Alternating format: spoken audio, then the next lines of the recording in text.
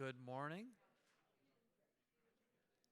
Let's go ahead and get this next one going. So once again, I am Kevin Croft. I am the director of the Kelly Center for Insurance Innovation here at Drake University, where innovation, insurance, those are two words that actually go together in our vocabulary. And I think that's being shown here throughout the conversations today. Along with me is Sarah Rosner, and why don't you go ahead and introduce yourself? Thank you, Kevin. Thank you for the invitation, and thank you all for joining us here this morning. I'm Sarah Rosner. I'm the Director of Environmental Research and Engagement at AllianceBernstein. We're an investment management firm with $806 billion, I think, under management as of this morning. We invest in a wide range of asset classes, and we service clients from high net worth individuals to insurers, and we're majority owned by Equitable, I should mention. Great, thank you. And to kind of level set, we're going to talk a little bit about decision making in a changing climate and how to apply what we're learning, what we're seeing, what we're experiencing. And to level set that, I thought I'd pull up a couple of data points just to lay things out. So if you look over the past 43 years, and this is according to the NOAA, we've had about $8.5 billion storm events per year. In the last 5 years, that number has vaulted to over $20 billion storm events per year. In the last 3 years, the total cost of these events has been over $440 billion. These are big, big numbers. In 2023, the world number one ranking in number of storm events in a year was 28. So $28 billion storms alone in just 1 year, the highest ever. So when we kind of think of that, how are you pulling together what you're seeing, and how do we start applying climate knowledge into doing something different or making any change? So this is a great question. I guess I would just step back and note that I think you're really focusing on something that aligns with how AllianceBernstein thinks about responsible investing. We're very focused on the material, environmental, and social and governance factors that can have an impact on the investments that we're making on behalf of our clients. So we're considering these issues because they are material, because they have real ramifications. We're not doing this because it's the right thing to do morally, or we're trying to save the world, but that these really do have implications that need to be considered in the investing process. I think what's been interesting within the climate change context is financial services companies have really been focused in the past couple of years on transition risk. Transition risk is really represented by emissions. So transition risk is how governments and communities and companies and people are responding to climate change, mostly through policy changes, through consumer preferences, through technology and innovation. And so that lens has really led financial services companies to spend a lot of resources on trying to pull down that emissions lever, right? Because that's what's being regulated. I think, and if you had asked why that was all those years ago, I think there was a sense that climate change is going to happen, or it might happen, but it's not going to happen today. So it's too far out in the investment horizon for us to really be considering this as a material risk or opportunity. And I think there is opportunity there. And so what we're seeing today is we are moving from it's too far away to this is actually happening now. So this is within the investment horizon. And within AllianceBernstein, I think the way that we've tried to address climate change integration, that's material climate change risks and opportunities integration into the investing process, is through a number of different pillars. I would say some of the strongest ones are education and partnership. So one of the cornerstones of our approach to this issue is our partnership with the Columbia Climate School. About 5 years ago, we embarked on a collaboration with them, really focused on two things. So, looking at education and training specifically for investors, and then at research. And why is that education piece so important? We needed to give investors, not just at AB, the vocabulary, the conceptual understanding of what the science is behind climate change, what some of the policy implications are, health implications, engineering, etc. And that really enables folks to have these conversations with their peers, with the companies that they're investing in, with the country, representatives of the countries that we invest in. And I think we're really kind of at that starting point now, or have been at that starting point in the past 12 to 18 months with physical risk. And we call more severe weather physical risk. In that arena, that's I think there's an analogy there. I'm very hopeful that we can use the learning curve that we have had with transition risk and apply that to the physical risk piece to help us get it up to speed even more quickly. So let's kind of drill into several of those things that you were talking about. What are we trying to solve for? And you talked about emissions. So is greenhouse gas emissions the right thing for us to be measuring? Is it the most impactful? How important is it that we focus there or start there?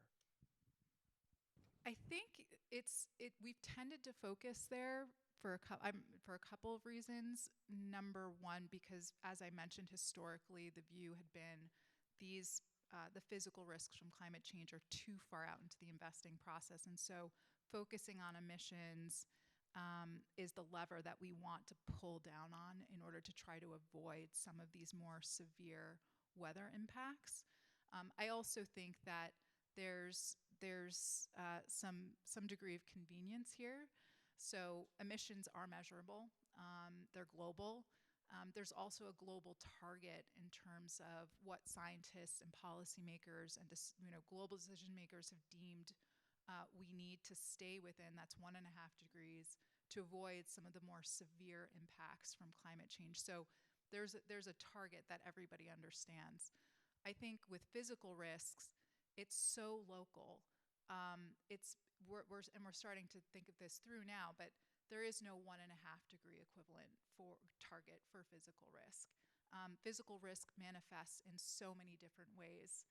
When you're talking to a company, we're thinking through, okay, what are the questions we need to be asking these companies to understand, or to indicate that they are really thinking through this and integrating this risk and opportunity into their strategy, into their innovation, into their governance structure. And these are the discussions that we're having to start today. They're helping us, I think, build those data points and start to drive consensus on what the expectation should be around best practice when trying to manage the physical risk and opportunities that can arise in the investment decision-making process. So in different communities, I'm thinking from the opportunity standpoint now, compare and contrast the United States versus the rest of the world. Who's doing this, maybe not best, but is there a bad, better, best kind of model here? Or who's making most progress overall in the lot of different facets that are involved here? It's a great question. I think there's different approaches, right? And there's different exposure. So in the United States, we've taken, I think on a policy level, what we would call the carrot approach versus the stick approach. So something like the Inflation Reduction Act, I think, has been really impactful in terms of providing companies with the financial incentives and subsidies that they need to work on low carbon solutions and other types of products that are going to help them be viable and successful long-term concerns in the energy transition. In other areas and other jurisdictions, we're certainly seeing a different approach. Europe comes to mind. They have what I would call more of a stick approach potentially, and really trying to financially, I don't want to say penalize, but really try to do things like the emissions trading scheme. So if you're an operator in certain industries, Within Europe, you get a certain quota of emissions allowances every year. And if you go above those emissions, you have to go out onto the market to buy more allowances to allow you to emit or to pollute. So there's a financial price to those emissions. And we certainly see that approach in many different jurisdictions. I think up to about 2 years ago, there were about 65 different carbon pricing or tax regimes globally. And I think that brings me to the next point, which this is a very disparate landscape when it comes to the policy approach. We have seen at the global level more than 190 countries sign up to the Paris Agreement, which is that agreement to try to align their economies with a 1.5-degree threshold. I think taking that agreement and actually putting it into practice, particularly in a political environment in the last 18 months, and this is still ongoing, we've seen more than half of the global voting population be subject to a major election. This is definitely, I think, fueling some more of the disparity that we're seeing in these different approaches to trying to address this issue. I think what's interesting here is that the focus historically, again, has been on this emissions piece, right? And what we're starting to see now and what we're hoping to see more of in the next climate conference from the UN COP in Baku is more guidance on this adaptation piece, so addressing physical risks at the country level. Thank you. So the Drake Zimpelman College of Business's North Star is business as a force for good. In your opinion, who should be leading the action to drive this? You've talked about policymakers. What is business's role here? How do we get engaged? What are our responsibilities? So I think I can very definitively say that there is no one organization or industry or sector that is going to solve for something like climate change.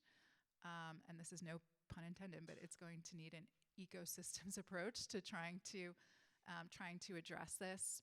Certainly policy is important because that provides the guardrails that businesses can operate within in order to really ensure that they are successful in providing, and meeting demand for products and services.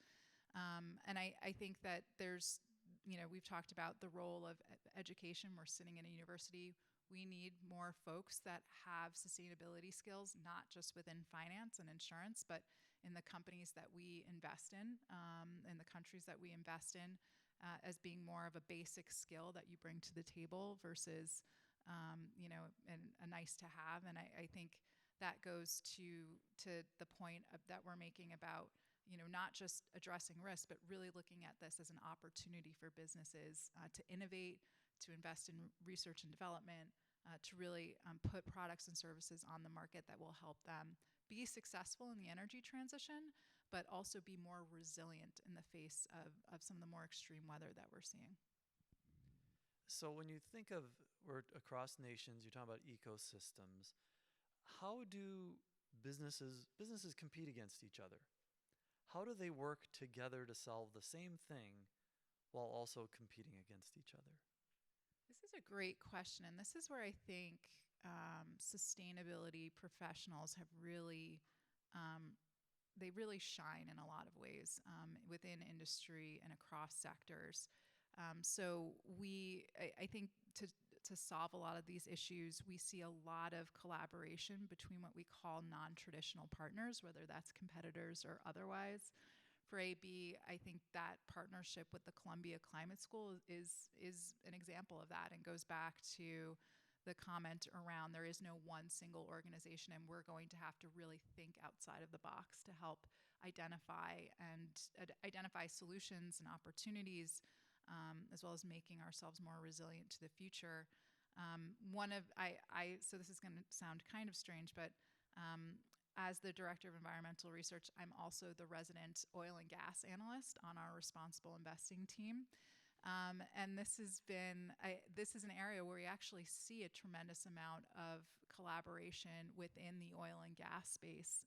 One example that comes to mind is the Oil and Gas Methane Partnership. So this is a group of companies, oil and gas companies around the world, who have come to work together to figure out how they can address methane emissions and reduce those significantly. Methane is 80 times more potent to global warming than carbon, like 80 times plus, I should say. So this is a really significant initiative. I would also just note that methane is, it's very bad for it's very impactful in terms of global warming, but it's also a lost revenue stream. When you capture methane, you can sell that, and so we want to see that type of operational efficiency as shareholders and bondholders with these companies. It's important. Yeah, so building upon that, are there, as investors, are there reliable, available measures that we can look at to evaluate either debt issuers or stock issuers? On sustainability measures or anything in particular? Just in helping making the investment decisions, what should we be considering? Maybe ask it more open-ended. I got a great question. I think we at AB not tend to, but we look at this from the lens of materiality. So we're really focusing on the issues that are, again, material to the financial fundamentals of an industry or a business. I'll give an example. When I first started with AB, I had an engagement with a company. We're an active manager, so we really put a lot of stock into meeting with our companies, both to gain more information about how they're operating their businesses, but also to share best practices in terms of what we're seeing out there that can really position them to be competitive, to be long-term viable concerns. One of the first engagements that I had was with a biotech company in Northern California, very small cap business, fairly new to the public markets. And the CEO was really excited to tell me about, and this is a company that was located in the Tech Triangle. This CEO was very excited to tell me about the solar panels that he had installed in the employee parking lot, and was completely surprised when we wanted to actually discuss their plans for retaining employees in such a competitive market and how they were going to attract those. Because as a biotech company, your R&D is probably one of the most valuable assets that you have, and you are in a market that is very, very competitive. And so that's kind of an example of where we're trying to make that intersection between what is material for a business versus what is not when it comes to environmental, social, or governance issues. So you've written about transition risk. You've mentioned it here today. Talk about the journey you see ahead for the economy, and ultimately, what's your best vision of what businesses or industries are likely to be winners and have real opportunity here? So I think it's important to level set and indicate that within AllianceBernstein, within the responsible investing function, we are not the ESG police. We are not the folks who are telling investors, like, you have to invest in this company and you can't invest here. What we're really trying to do is help them identify those material risks and opportunities that can affect how they're thinking about the valuation of these investments. And there will be winners and losers. I think that's true. I think when it comes to transition risk, a lot of the companies I think that we tend to see broadly, vilified and maligned, these are the companies that are actually going to be mission critical to making the global energy transition possible. So really we tend to focus a lot on the risk piece. And I think we need to focus more on the opportunities piece in terms of working with these companies over time to ensure that they are realizing their potential to produce the products and services that are going to generate the revenues that we like to see, but that are also going to ensure that they are competitive into a very different future. I wonder if you could compare and contrast two or more industries, because I'm sure this transition risk doesn't mean the same thing to every industry. Yeah, absolutely. I think we have a process within AllianceBernstein to really help us identify where transition risk sits within our portfolios and our actively managed equities and fixed income asset classes. And it really starts with which company, because I mean, we have tens of thousands of issuers that we're invested in. And so how do we use our resources efficiently and effectively to address this risk and opportunity within those investments that we make on behalf of clients? And it really starts with working with our investment teams to understand where a lot of these emissions are sitting in these portfolios. The reason we're focused again on emissions is because this is what's getting regulated in various jurisdictions. And so we're looking at which industries are really driving those emissions within portfolios, and then within those industries, which are the companies that are really driving those emissions, and how prepared are they, or how are they preparing their businesses to be viable in a low carbon economy. That generally takes that tens of thousands of figure of issuers down to just a couple of hundred. And we work with those issuers over the long term, so multiple years, to figure out where there might be gaps in their strategy when it comes to risk or opportunity, and where they need to improve and where there's best practice, and we can signpost that to them. But again, the focus there is really on that materiality point. Is for this particular set of issuers, this is a very material issue, not just on the risk front, but also on the opportunity piece.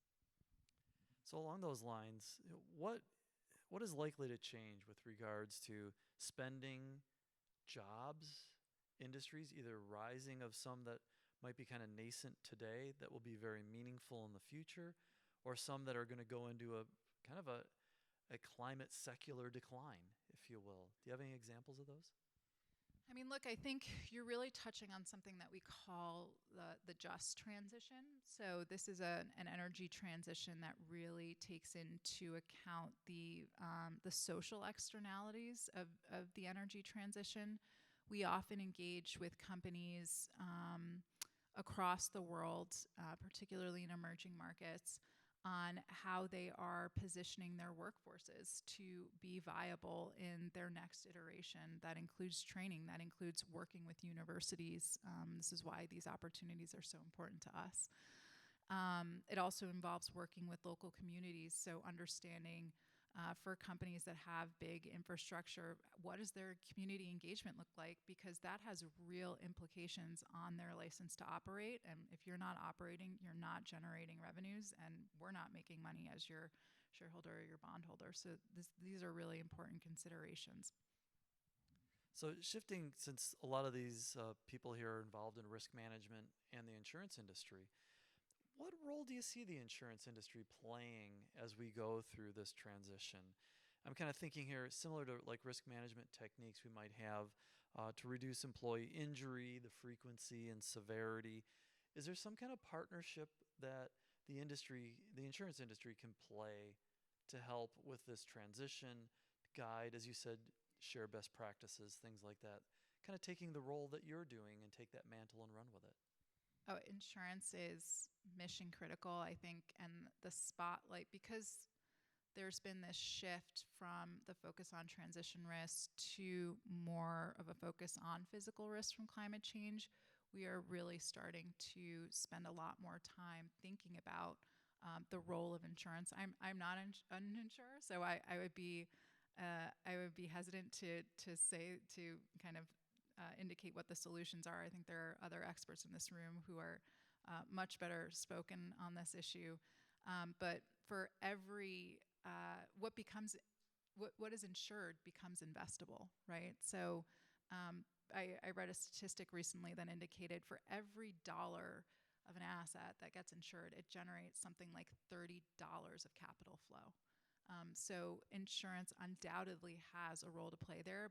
I think there's obviously, I think as the panel before me indicated, some real constraints and some real innovation that's underway.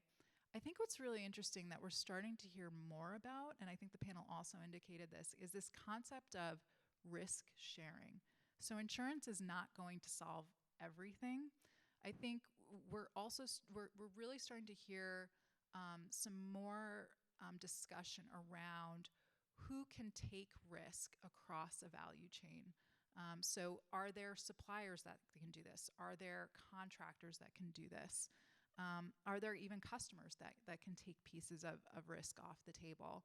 So I think, and we start to see a lot of this discussion around things like something called blended finance. So these are transactions where public and private sector actors come together to do some innovative financing around debt restructuring, nature-based solutions, climate issues, et cetera. We're starting to see a lot more around that. Multilateral development banks clearly have a large role here. But I think there's that discussion around risk sharing is going to be really critical as we move forward. And there's a lot of different areas where that's popping up. Nuclear, for example, is a really good example of how folks are really starting to think along that value chain of who is going to be able to help offtake some of that risk, especially as we think about nuclear really becoming a viable source of energy for the AI boom. So kind of building into one of AB's strengths, investment management, insurers have, they're going to play two roles. One, helping insure buildings, events, things like that. But they also invest trillions of dollars and have serious investment portfolios. Right. As an investment manager, what are 2 or 3 ideas that you would say these are best practices to implement into your investment decision process? So I love this idea because I think insurers are really well positioned to help us build adaptation finance. And by that, I mean really help us as investment managers partner on products and services that will not only help them grow their general accounts and meet their liabilities into the future, but also address some of these liabilities in a broader sense. So think about projects and assets that make companies and communities and cities more resilient. These large infrastructure assets, for example, are often very long-lived. A lot of times insurers can get comfortable with that. I think about, and this idea actually originated a couple of years ago, speaking to an insurer who, in California actually, who mentioned that they had made an investment in an NGO that was very focused on wildfire risk mitigation. And they were like, yeah, it just makes so much sense for our bottom line, even though it was coming out of a different part of the business. And I'm like, yeah, we were like, that makes a ton of sense. So I think there's, insurance has more than one role, I think, when it comes to, the underwriting. There's that investment piece as well. And, this could have, I think, there's a real opportunity there, I think, to merge those two sides of the business and trying to address what could be a very material issue to the business overall of insurance. So shifting gears a little bit we're all consumers in some way, shape, or form. How is consumer behavior or consumer perception, and probably separate those into one and the other, because we heard in the prior panel about how don't listen to what people are saying, look at what they're doing. How is consumer behavior and their decision making impacting corporate behavior? Yeah, I think it's a great question, and it's a pretty bifurcated picture. I think in some regions, in terms of consumer behavior, we certainly see more awareness in terms of sustainability and preferences in terms of purchasing behavior. In some areas, on the other hand, in terms of investment behavior, we certainly hear and see a lot of consumers or clients even who are very, very concerned about these issues. I think we're at a juncture now where those things don't always match in terms of how a consumer purchases versus how they feel about a sustainability issue, or how a consumer invests versus how they consume or how they feel about a sustainability issue. So I think there's more to do there in threading that needle. We are in the midst of the greatest generational wealth transfer in history. I would just make a plug here to note that the majority of that wealth is 60% plus is going to women, for all the women in the room. And so I think, the future is going to be very telling in terms of how we can help folks kind of align their value and their values in a way that's palatable to them and meaningful. And is there important messaging that industries can do to help? Because if your behavior doesn't necessarily, do you know your behavior doesn't align with what your belief system or what you want to have happen, is there more communication, more beneficial marketing that needs to happen? I actually would bring it back to the educational piece. I think we have a lot of work to do in the educational system and beyond the educational system in helping consumers become more informed in their their general training and programming. And I think giving them the tools to make that decision better is really critical. And I think that's why forums like this at universities are so important. I've had the opportunity over the past 2 days to speak to a couple of classes and really kind of get their view on what's important to them, and also convey to them some of the opportunities that are out there to help organizations not only become more sustainable, but really kind of align their disclosure with what they're doing. And I think that's really important. Since you've been speaking to classes, what was the hardest question you got? I'm thinking. I know Melissa's here, my colleague from AB. They were all really thoughtful questions. I mean, just everything from. I was talking to Melissa about this as we came in. How do you get to where you are, to what's the toughest thing to solve for climate change, to we had someone else ask about, what are the different climate scenarios and how do you implement that into investing? I mean, just an incredible range, which I think is really so encouraging to know that the future talent and the future investors are really considering these issues. I do think we need to do a better job. This came up actually at dinner last night. We do need to do a better job of bridging academics and what they're learning into practice and what that can look like. And that there are jobs out there like the one I have. There are jobs out there in other industries that really need new talent, new ideas, diverse perspectives to help innovate their organizations into the future. So I think that's really critical. Well, it starts here, right? Absolutely. Thinking about your physical risk and real property kind of risks, I know one thing, if you're an investor in real estate, let's say particularly in Asheville, North Carolina right now, but what insights should real estate investors be considering to help with their decision making?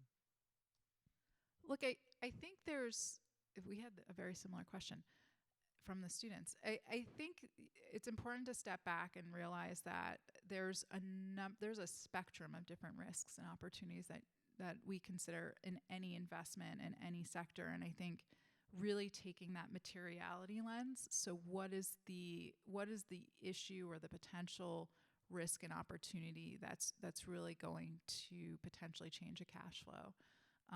And that is very different in a place like Asheville to a place like Des Moines. I mean, these are very nuanced considerations, not just because of climate change, but because of demographics, inflation. I mean, there's a lot of different factors that go into each of these decisions. I think and that can be very overwhelming. I think what really has enabled us to focus our resources is, again, focusing on what is material to a business and what is material to an asset in terms of trying to determine those cash flows. Do you have any examples of successes of either a community or an organization doing disaster preparedness or really, supporting their infrastructure to be prepared? So one of the research streams that we've been very fortunate to work on with Columbia is they have a they have a research center called the National Center for Disaster preparedness, which is, funnily enough, run by a gentleman by the name of Jeff Schlegelmilk. He is focused very much on a project called the Natural Hazards Index. And this is publicly available to anybody in this room who would like to see this. But basically what they've been doing and what we've been working on with them is layering on different hazards down to the census tract level in the United States. So think about wildfires, think about extreme heat, hurricanes, et cetera. I think there's 14 or 15 different hazards that they've managed to layer into this platform. And we've been using that. Our municipals investment team and our securitization investments teams have been using that to help us adjust pricing within those investments, within those types of assets. So I think that's kind of an example of what I would call a success in terms of bridging that gap between, in a couple of ways, bridging that gap between academia and financial markets. I think it's also success and really something that is where we've identified an issue that could have a real impact on risk and opportunity in a very specific set of investments, and we're using that to help us think about the valuation of these projects or these types of assets in our business. So one thing that I notice, and thinking again of real estate, that I've seen companies move their headquarters from a variety of areas to Miami. Miami is in Florida, which I like Florida, but it does get hurricanes through there. Flooding is a real issue. What is it telling us when Goldman Sachs and the Citadel are relocating to the state of Florida? What kind of risks? Is there an opportunity there? Are they just taking a risk by being in those kinds of locations? What would the National Hazard Index be saying about those moves? Well, the National Hazard Index is color-coded, and red is the worst color, so I'm sure that would be very red. Very red in Florida these days. But I think I can't speak to their enterprise risk management systems and decisions. I think, in terms of the engagement that we're having with our portfolio companies and the issuers that we invest in, is really trying to understand those decisions. Are they, the questions we're asking is, has your business been impacted by a severe weather event in the past 12 months? Has it directly been impacted in terms of damages to assets? Has it been indirectly impacted in terms of your employees not being able to get to these assets to operate them and generate revenues? Have you performed scenario analysis to understand how operational these assets might be in something like a 3-degree world? And if so, how are you using those results? Can you quantify those for us in terms of the costs that it might take to really harden those assets? So we're and rationalize those decisions in terms of where you're allocating capital. So I think we're in a stage right now where we're asking ourselves these questions. We're also asking those questions of our portfolio companies and our issuers. I think the challenge for us is what is the target? How do you put a target on managing that risk that indicates that it's really being managed? That is so nuanced across industries, across regions and areas and sectors. I think that's where we're really trying to learn as much as we can through practice, through these engagements to come to more of a consensus as an industry, I think, on this. Thank you. With that, certainly invite your questions here for a climate expert. And I already see one hand up, and Deshaun is coming over with the microphone.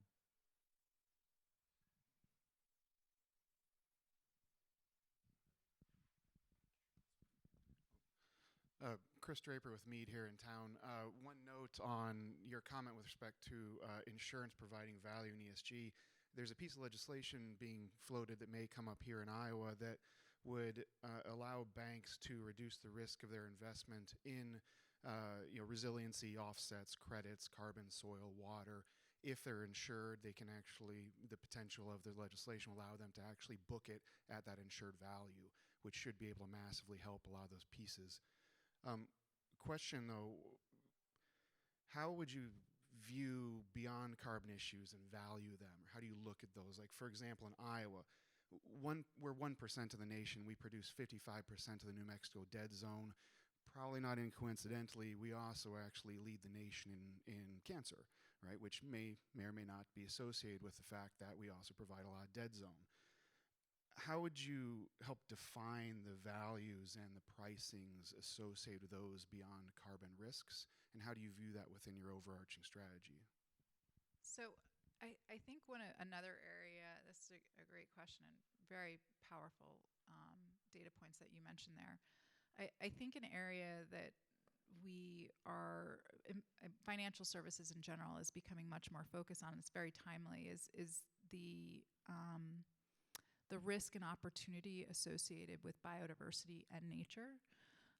And this is in large part, I think, because there's growing recognition. First of all, there's just been so much focus on climate, and adjacent to that, I think there's this growing recognition that there is no solution to climate change without also addressing the role of biodiversity and nature in that process. You're not going to solve for one without the other, but in lots of cases, you can solve for both.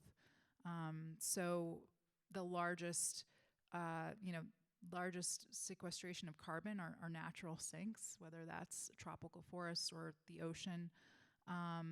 And agriculture clearly has a large role to play there. I think we're in this process right now at AllianceBernstein where we're actually developing what we call our biodiversity risk matrix. So we're starting to look at our companies systematically, or industries systematically, I should say, to understand which ones are really not only having a very negative externality in terms of that impact on nature and biodiversity, but are also super highly dependent on that. And agriculture, of course, is up in that upper right-hand quadrant. And that's really important because these ecosystem services are providing the raw inputs that we need in order to that are the bedrock of economies and companies and products and services, and the things that we enjoy every day, whether that's clean air and clean water or good soil and good water, et cetera. So I think that this is an excellent question, and I think we're starting to see a lot more focus on how to address this. I think in terms of the valuation perspective, there's no one answer. I think every analyst that you speak to will have a different view on this. But I think the first thing that we're focusing on is disclosure. So working with companies across industries and sectors to understand, are they identifying this as a risk? And how are they measuring that risk? Water is really ubiquitous here. It's incredibly easy to measure in a lot of ways, and companies have been collecting this data for a long time. And it's something that can be managed in terms of reducing that usage or improving the quality of that water. And that has, we see cases where water has had an effect on companies and their operations and their strategies. We are invested in a beverage maker who a couple of years ago was developing a plant in northern Mexico. Northern Mexico is one of the most water-constrained areas in the world, and they lost their license to operate because there was so much community concern over adequate water access. So these are issues that and they had to write down their investment in this site to the tune of hundreds of millions of dollars. So these issues do have real-world effects on the investment decisions that we're making. Thank you. Other questions? Well, I know when I'm standing between lunch and a crowd. So lunch will be served in the room off the back of the hallway here. Please go and help yourself there and enjoy. Come back in, engage with some students that are in the room, engage with each other. take the hour. And for those of you joining us online, we'll be back at 1 p.m. Central. Thank you so much.